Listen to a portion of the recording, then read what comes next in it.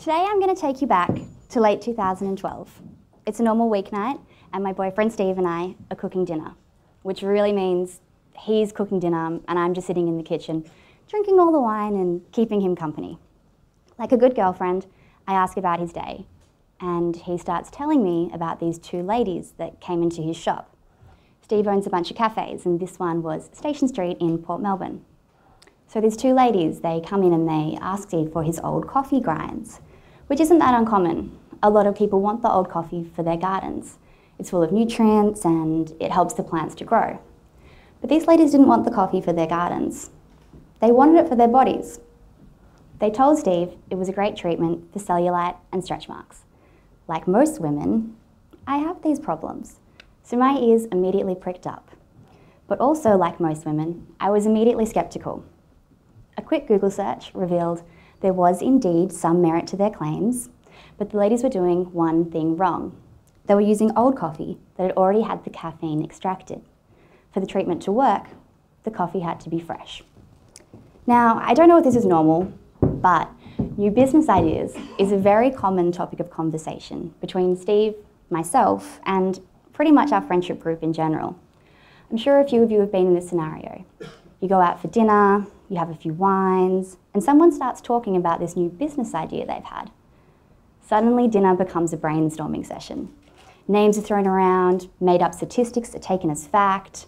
Someone has a friend of a friend in the industry. Someone else knows a guy who did something similar, and he now drives a Lamborghini. Someone registers the domain name, someone predicts the revenue, and by the end of the fourth bottle of wine, everyone's convinced this is a winner. We're going to make a shitload of money. You wake up in the morning, and before your hangover gets too bad, you send around a group email. Maybe you start a Google Doc, and you start jotting down ideas. For the next few weeks, everyone is excited and actively planning. 3 months later, maybe you hit a roadblock or two. Things start to slow down. 6 months later, the idea is stagnated. And a year later, the idea has all but been forgotten. Until, you know what happens next? Someone else releases the exact same product and starts making money off that idea that you had all those years ago. And you're left kicking yourself, saying, see guys, I knew it was a good idea. We should have just done it. This happens all the time.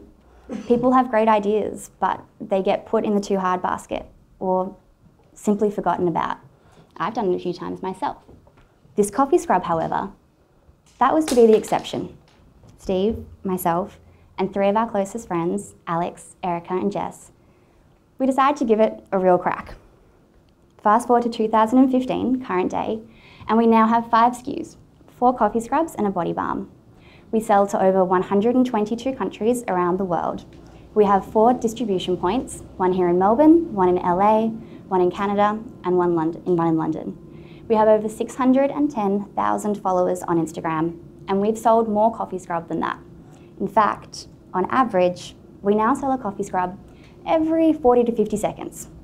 And this isn't uncommon. Well, selling that much coffee scrub, that's probably not common, but starting an e-commerce business is. There are people doing it every day, and you don't have to be an expert or have a large amount of funding behind you to do it. You just have to be proactive and prepared to work really, really hard. So today, I'm going to talk to you about a few of the things that we found really worked for us. And hopefully, amongst the next 4 points, there at very least will be something that you can take away or something that inspires you. Because at the end of the day, I really think there are more people who could and should be working for themselves. So my thing number 1 is called connecting the dots. I think people have quite a romanticized idea that startups make and sell products they're passionate about, things they've always loved or things they've always dreamt of doing. In the spirit of the brand, I'm going to be frank with you. We were not that passionate about coffee scrubs or the skincare industry in general. We were passionate about marketing and we were actively looking for a product to sell. This is how we got there. We started with the platform. We knew we wanted to market our product on Instagram. We'd seen a few brands using the platform in an interesting way, and we could see it was growing in popularity, and quickly. People were moving across from Facebook to have a more visual experience and avoid advertising. On the tram, we could see schoolgirls scrolling through their feeds. In the office, everyone was obsessed. Us ourselves were checking it more than we would like to admit. Next, we looked at who was using Instagram and how. We knew that as a startup, we couldn't afford TVCs or billboards or traditional advertising, so social was to be our best bet. The people using Instagram were predominantly women under 30, but we went more specific. And we focused on women between 16 and 25 who were interested in the health and fitness trend that was sweeping social media and the media in general. We looked at how they were using Instagram. Obviously, they were using it to connect with their friends, upload their silly selfies, but more than that, they were also using it to kill time. People followed pages just for the beautiful content. Inspiration pics, Fitspo pics, models, celebrities, people who are posting interesting content. And more importantly than that, people were using it to window shop. A blogger might post a picture of an outfit and the comments below would be full of girls wanting to know where they could get those exact same clothes. We knew there was power there. So next we created a product that would suit the platform and our audience. We got to know our audience intimately.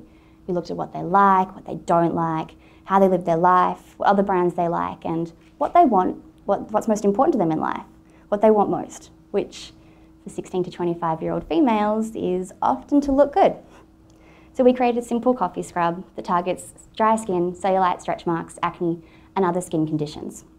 A beauty product that played into the narcissistic nature of the platform nicely and complemented the Fitspo accounts, but didn't compete with them. We made our packaging large and our branding simple so it would photograph well. We also made our packs flat so they were cheap and easy to ship, which leads me to my fourth point, which is to sell the product, in a simple, straightforward way. We intentionally kept our price point low to appeal to our audience who, like myself when I was 16, probably only work one shift a week at Kmart. All our products are priced between $15 and $25. So for $15, you think, why not? I'll give it a crack. And there are a lot of brands on Instagram that use a similar platform. There's Triangle Swimwear with their brightly coloured bikinis, my sister's company Skinny Me Tea, Barley Body with their tanning oil, Ohole Hair with their hair treatments. And hypothetically, other products, the same formula could work for other products on Instagram or other products on a different platform with a different audience. Which leads me to my theme number 2, which is nailing the personality. Before starting Frank, Erica, Jess and myself started a communications agency called Willow & Blake. We specialise in tone of voice development, copywriting and social media strategy. So for years, I've made a living off convincing other people how important it is to have a brand story. You all know this feel. People buy into a brand, they want to form an emotional connection. You've got to have a unique point of difference and a tone of voice to stand out in this crowded market. Now it's time for us to walk our talk. Frank was our chance to do what we do for our clients every day, but to do it for ourselves and to do it our way. A large part of our success, I like to think, is due to our tone of voice, the way Frank speaks to his babes. And for us, this developed largely from the name. We were looking at this product and it was basically, looked like dirt in a brown bag. We knew we couldn't dress it up or try to compete with the mainstream brands and their pseudoscientific jargon. We just had to be completely honest, simple, completely upfront. We had to be Frank. From here, our lovable dirty character evolved. He calls a spade and a babe. He's cheeky and a bit of a flirt. He believes no pants are the best pants, but most importantly, his main goal in life is to make his babes feel great about themselves. For us, our number one rule when it comes to social is just that, be social. We communicate first and sell second. Obviously, we know that Instagram and social is a great platform to convert leads into sales, but for us, our approach has never been that way. It's always been about entertaining, giving people a reason to follow you, something that makes them laugh or smile or something to think about. Before we launched, we backlogged around 60 posts on our Instagram page and around the same on our Facebook. This immediately gave our page value. It just wasn't a couple of random posts. There was a story there, a personality, something that people could buy into, something they could connect with. And when we launched, we went hard. We started with an aggressive social campaign, posting up to 8 times a day, every single day. I didn't sleep a lot. I know that might seem spammy, but for us, our content was hardly sales driven, so it didn't feel that way. And because our followers or our customers are following so many different pages and these people are posting all the time, we knew that we had to post a lot so that we'd come up in their feed. For us, consistency is key. We want people to visit any one of our channels, from our Instagram to our Pinterest, to our Twitter, to our website, to a blog post, and know that the tone of voice is going to be consistent. It's going to be the same person talking. We are on brand until it hurts. It is drummed into every one of our members that everything Frank says has to sound the same. Everything we send out has Frank branding on it. It's just the way we are. So now we have all of our dots connected and we've got this awesome tone of voice. The next thing is getting people to talk about us. We've got our product, we've got our Instagram and our Facebook full of all this beautiful stuff, but no one knows who we are. It's all very well for us to send out these posts into the digital world and hope that people hear about us. But to grow, we knew we had to get the word out there. We decided to do this by leveraging off people and pages with a larger following than our own. We call them KOLs, or key opinion leaders, which I think is a term that we made up. And as part of our strategy to launch, we made a list of over 200 of them. This included models, bloggers, makeup artists, and general babes with large followings. For those who haven't worked with KOLs before, it's quite a simple process. We found their email, usually it's just listed in their bio, and reached out. We start by stroking their ego. Hey babe, we've noticed your look, we like what you're all about, everyone likes a compliment. And then we told them a little bit about Frank and why we thought they would like him. Just a simple sentence explaining what he does and what he's all about. And finally, we'd ask for their address so that we could send them product to try. Now, back in the day, the golden age, all of 2 years ago, the return on investment was amazing. Most of these people would post for free or just in exchange for product. A coffee scrub costs us $15 or less if you go by our cost of goods. They would post, and off the back of that, we'd sell tens, hundreds, sometimes even thousands of scrubs off the back of one post. These days, the game has changed. Social media is obviously constantly changing. And most of these KOLs charge for posts, and a lot of them have management, which A, makes it a less organic process, and B, makes it more expensive. Nonetheless, it's still an effective form of marketing, and we are continually searching for and utilising KOLs. Their prices range from $0 to $10,000, around about that, and we spend around $1,500 a week on outreach. We once spent $20,000 on getting this babe to post. This is Jen Selter. She has 6 million followers on Instagram and is most famous for her round derriere. Obviously, if you scrub, this is what you will look like. $20,000 is a lot of money to spend, and to be frank, we didn't make that back. I think where we went wrong was we didn't realise how many males were following Jen who potentially aren't that interested in coffee scrub. There's also no real rhyme or reason to the prices these people charge. Because it's such a new idea, they kind of just make their own prices up. As such, we're constantly negotiating prices. We try to form ongoing relationships. It's better value and it feels more organic than just a random post on their page. A good example of this would be the beautiful Tash Oakley. This is Tash. She's Australian, but she lives in America, and she also happens to live in a bikini. Her and her best friend Devon have a blog called A Bikini a Day. Basically, they review and post an image of themselves in a new swimsuit every day. They also have their own swimwear label called Monday Swimwear. Tash is beautiful, she's natural, and she's very influential. I mean, really, who wouldn't want to look like that? At least our audience do. We've worked with Tash and Devon on pretty much every one of our products over the last year.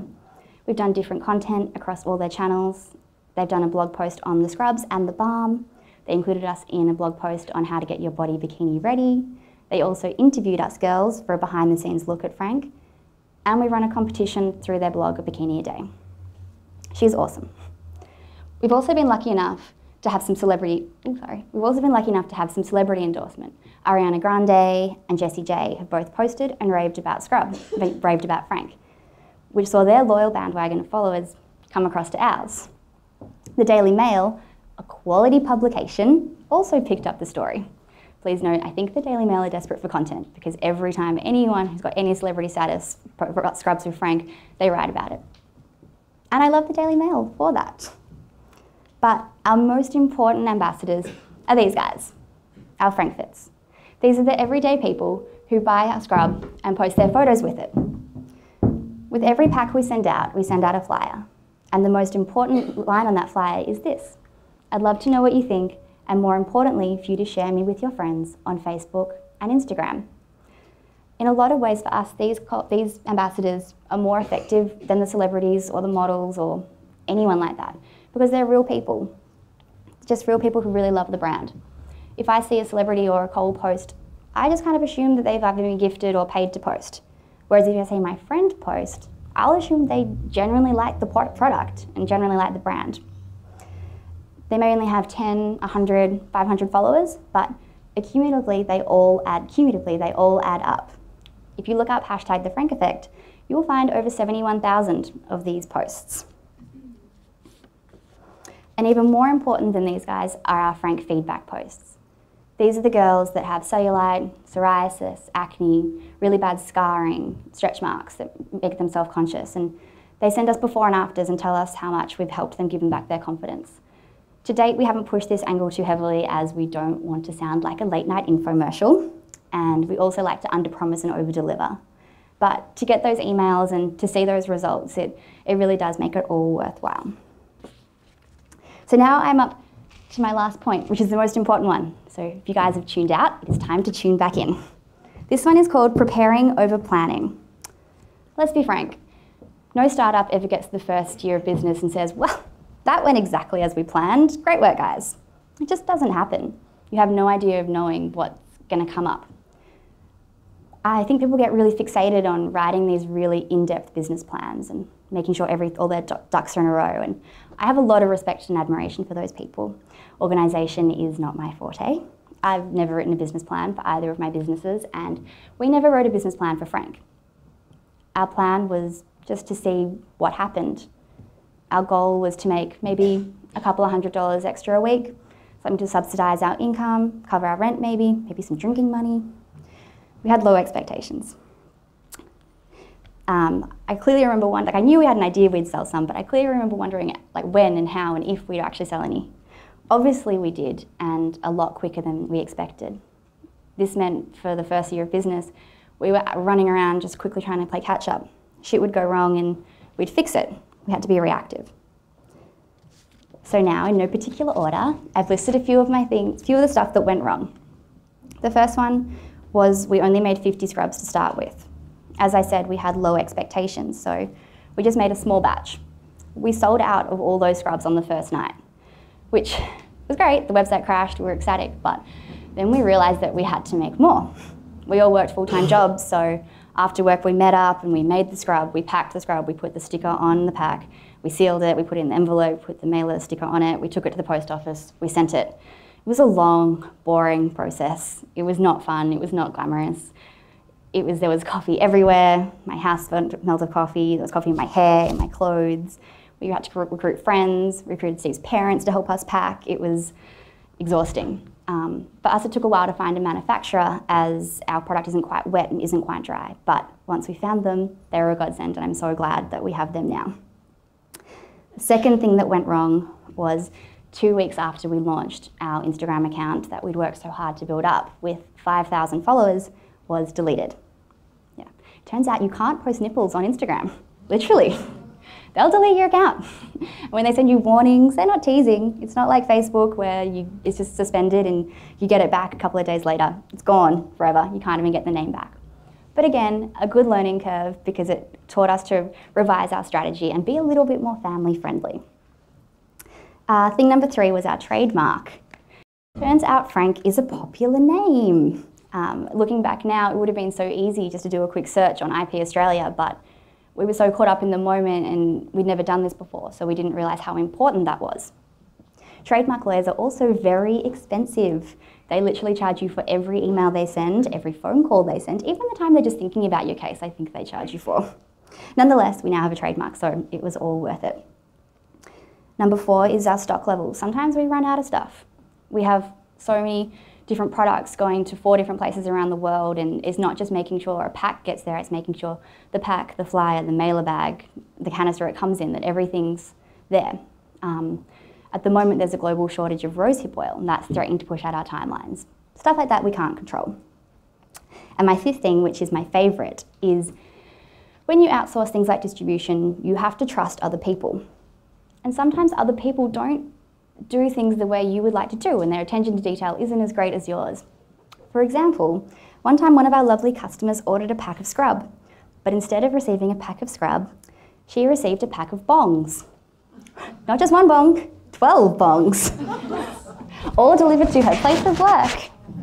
Needless to say, her boss was not very impressed and she was not very happy with us. I don't know, $15 for 12, is that good? I don't know. Some of these issues could be avoided and others we had no control over. Our approach has always been preparation over planning, making sure we have the right people in the right place to do what needs to be done. As a small company, we're able to react quickly and be nimble. Being first to market and first to scale has been something that's really important to us. We have had a few competitors pop up over the last few years, and so we've been forging ahead and always trying to be one step ahead of them, knowing that all we can do is make the best decision we can with the information we have on time. And if we ever get really stuck, we know that we can just ask someone. Google is a great resource, but more than that, people who've had success or know stuff about a particular field, maybe they have a particular niche, they're often more than happy to share their knowledge with you. And just by going directly to the source, you can often find out exactly what you need to know quicker than any other way. So just to quickly recap what I've talked about. We started with connecting the dots. We started with a platform and an audience, and we created a product around them. Next, we created a personality, a cheeky guy named Frank. Then we got people to talk about it. We utilised our calls and our customers to spread the word. And finally, preparing over planning. We make sure we're adaptable and nimble, and we can react quickly to anything. 2 years ago, I had no idea about e-commerce, manufacturing, exporting, or creating a skincare range for that matter. And I love that I'm learning something new every day, and I love that. I work harder now than I ever have when I worked for someone else. But it's so much more rewarding. I work with my boyfriend and my 3 best friends, and I get to pick the team that works for us. There are no guarantees in life. If you had have told me 4 years ago that I'd be co-owner of a skincare brand that turns over $10 million a year, I would have laughed. Luck comes to those that work hard. If you have an idea, act on it. Don't wait for someone else to do it first. Thanks.